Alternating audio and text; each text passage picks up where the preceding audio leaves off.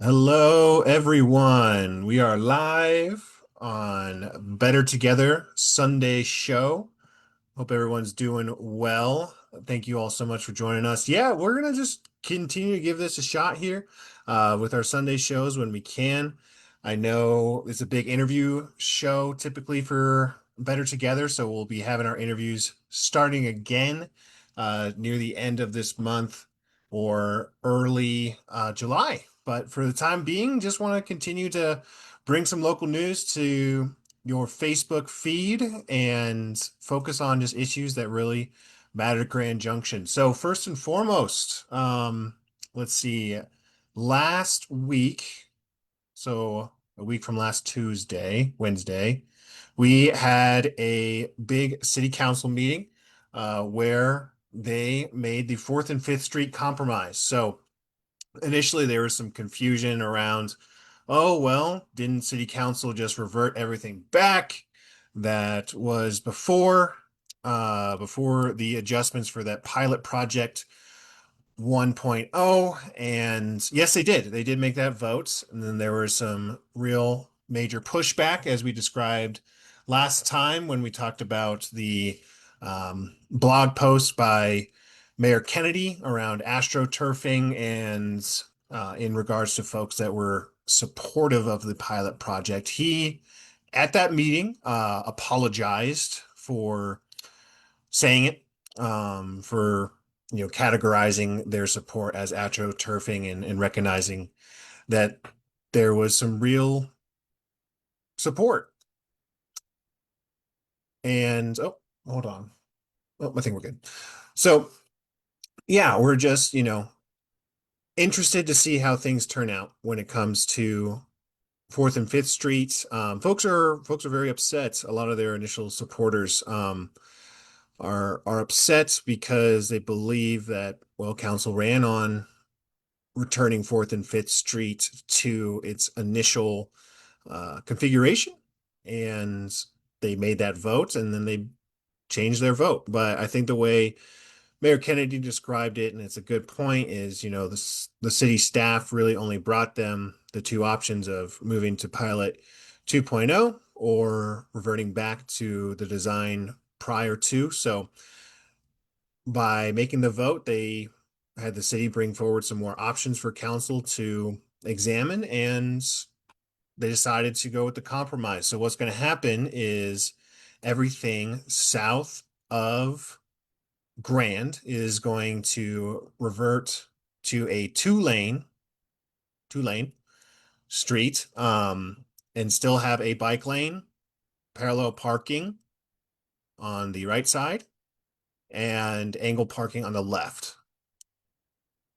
Okay, we'll see how it goes. I mean, the biggest thing, the biggest hope that we have in regards to the 4th and 5th Street is that it is done. We can have this conversation be over because honestly, it has been taking up a lot of oxygen, and I think the council's ready to move forward and the city's ready to move forward. And one thing I want to put at the end of this, a pin in this conversation around 4th and 5th, is I went to that city council meeting where they came up with the compromise, and I wanted to explore it more from like a class analysis side of things. I initially think a lot about 4th and 5th Street. I was like, okay, some bougie, I'll be honest, some bougie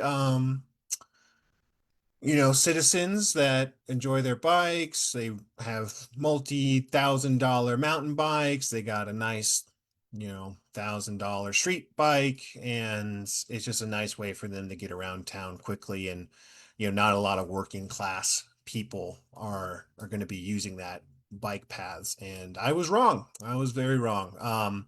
I still think that contingency exists. I still think that there are, the Tesla drivers and such that enjoy these downtown bike routes, but there's a lot of working class people that were at the last city council meeting advocating for the streets to still have protected bike lanes. And I think that they should be respected for that because one, and I think the biggest thing that I heard was the safety.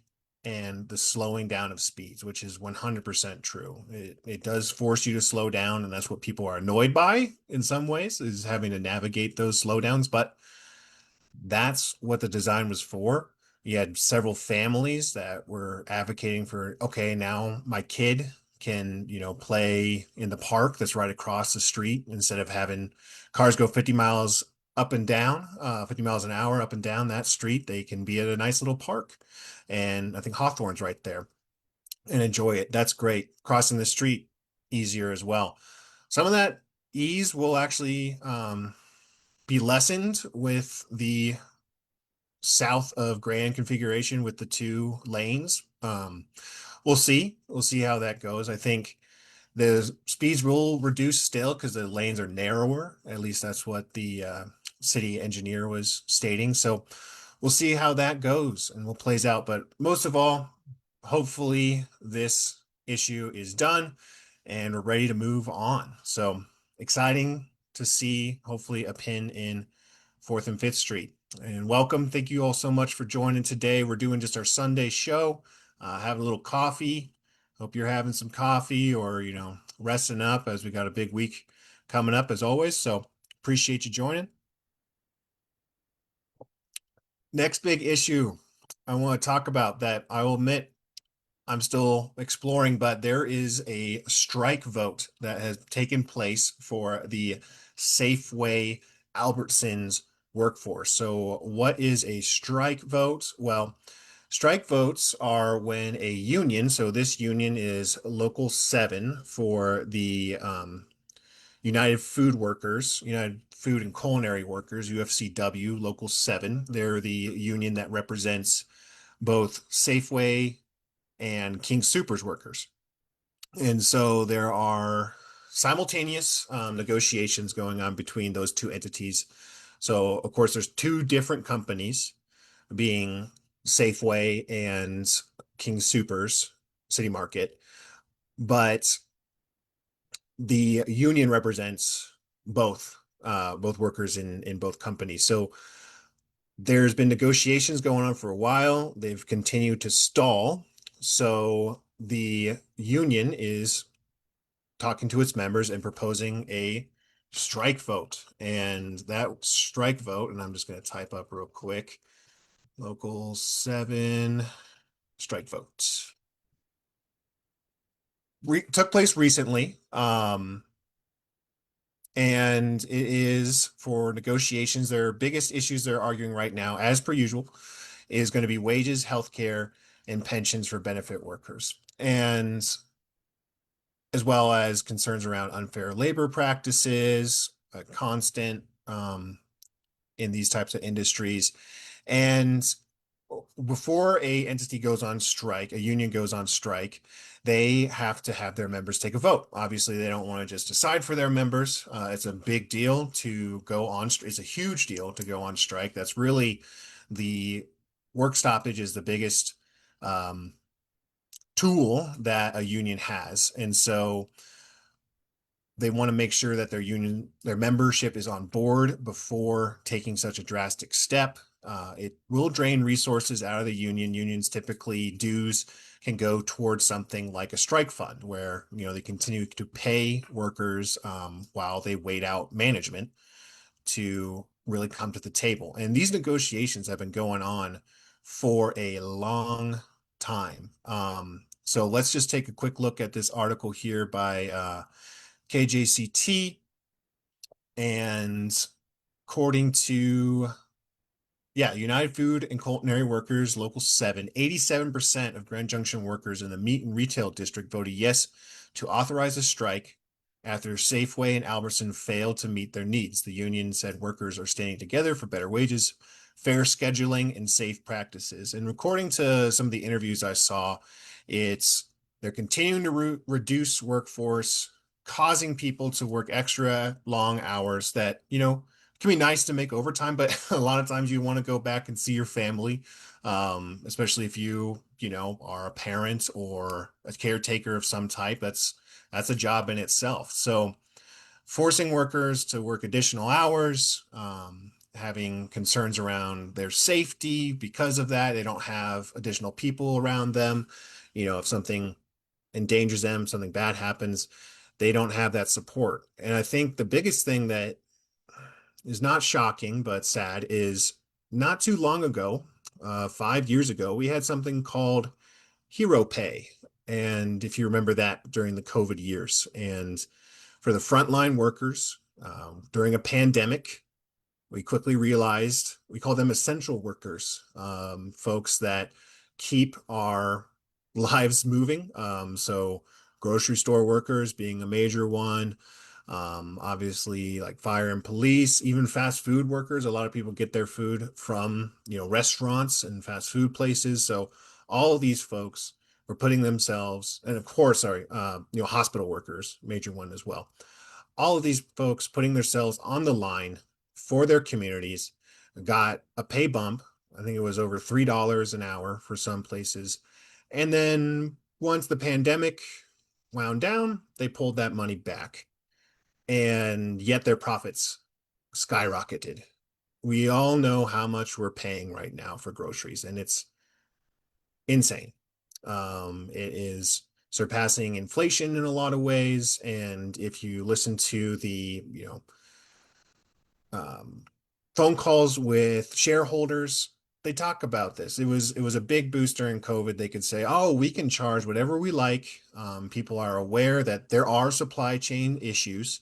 There are supply chain issues that are causing inflation for sure, and that was accounting for, I think a majority, but there was a lot of price gouging. And admittedly so, on some of these calls you listen to, admittedly so, that these groups are price gouging. And one of the biggest things that I thought was interesting in a position at Safeway is that they had a um, cost adjuster. They had the person that just goes through and adjusts the costs. And she was like, "This is the most I've ever done in my 20-year career. We are constantly, constantly changing prices." And she was shouting out the people. She's like, "This is way, way too much on folks that are just trying to eat, and we're gouging people." And these are the workers that a lot of times workers are obviously living in the same community, care about their community.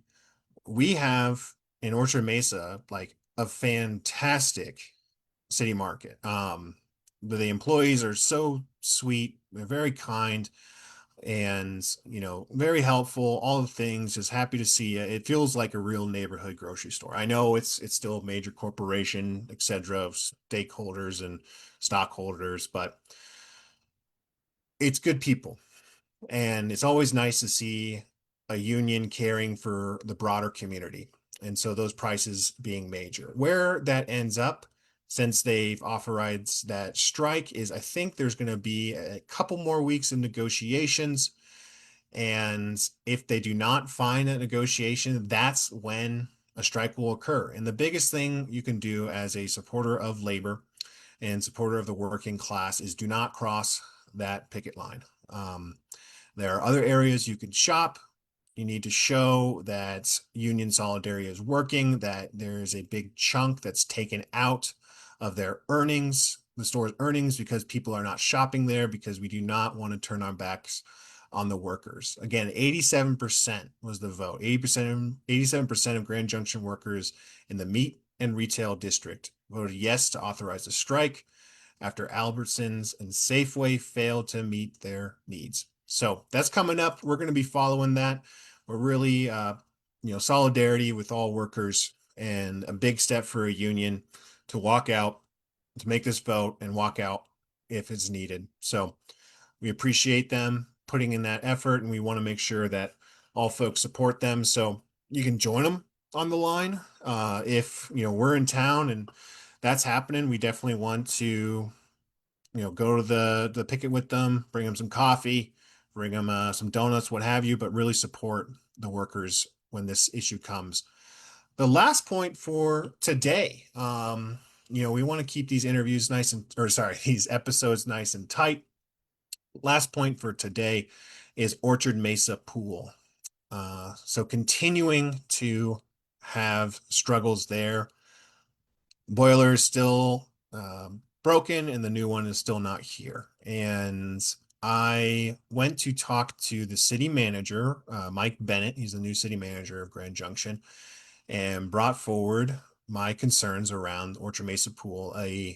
This was at the coffee with the city manager a couple weeks ago as well. That was actually the morning before the city council meeting, and wanted to just say, hey, like the people of Orchard Mesa are really concerned about not having access to their pool. They continue to, use it when it is available. It's really a staple of our community. And I told them, I said, look, we took tours of the Orchard Mesa pool not too long ago, and we knew that boiler was going out a year ago, if not 2 years ago. We've received so many warnings from the community and the people that work there that this boiler is broken and we are just jerry-rigging it for the next day as best we can. Let me take a sip of coffee real quick. Hey, thank you everybody for joining us today. We're just talking through some local news issues and enjoying our Sunday. So with Orchard Mesa Pool, the boiler being out has closed it down for, oh, well over a month now. And my question to City Manager Bennett was, okay, yes, I know the delays suck. We agree that's not great. That's not good at all. But you all knew this thing was going out. So why didn't you order a boiler sooner? And his response was, well, if we ordered everything that we thought was going to go out, the city would be bankrupt. And I talked to a finance guy I know who worked in state finance for a long time, and he made the point of, well, they don't do that with police cars. If they don't do that, there's a scheduled maintenance on so many different items in the city that they make sure things don't break down before they take action. And we've known this again for years, so it's no surprise it broke down. My major concern when it comes to the city and Orchard Mesa Pool is that they were hoping to wait it out. That hurts to say, but it's true. They were hoping to see if this boiler could limp along long enough for the new recreation center to be opened.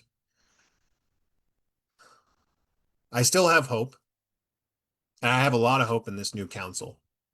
But this new council is going to face a lot of pressure, and it's going to face a lot of pressure from the city because we've honestly had to work with the city for the last 5 years on trying just to keep this pool open, for the city to keep its word, to even keep it open to the recreation center.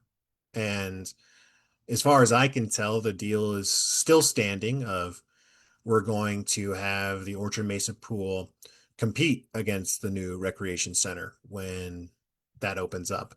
Um, that's a little bit janky to say the best way, but it's really garbage. It's so how that would work is, okay, let's not repair it all. Let's not invest anything in the Orchard Mesa pool, and then we're going to have it compete against a brand new recreation center and see if people really care about the pool. Okay, how I envision that is, so I used to be all-state lacrosse player back in the way back in the day, decade plus ago, and you'll have that person, okay, their prime against current me. So current me with some deferred maintenance. Um, and you know what? For good measure, let's just kind of tap me in the leg with a baseball bat since I'm pretty beat up. And we're going to have a race. And don't worry, the race is everyone's going to start in the same position. It's just going to be a 400-meter race. And whoever wins, will get the support. We'll able to get some additional health and all the resources that I need, all the extra Gatorades, water, ice packs. I will get smoked by me. It would I could make it through the lap and but I would lose by a good 20 seconds. But that's not a comparison. And that's one that's not fair to do. And that's not even what folks are asking for. We're not asking for something to compete against the recreation center. We're asking for a pool, a community pool that's been here for generations to just receive fair investment to continue to serve its community. It's pretty basic stuff. It's items that we have lined up for a long time, arguments that we've lined up for a long time. And the biggest question that will continue to come up is where's the money? Where's the money? Well, there's projects, and I would say recreational projects that continue to see funding that we don't have a massive community around supporting. Yeah, there's people that appreciate a new skate park, and I see it being used. That's great, but it's probably not the same usage as the pool. And they'll argue, oh, but for everyone that uses the pool, we're gonna lose, the city loses $30. And one, you actually invest in the pool, improve it, more people will show up because people already show up and they've, let it deteriorate. The city, the county, um, have really not done their job of upkeep. And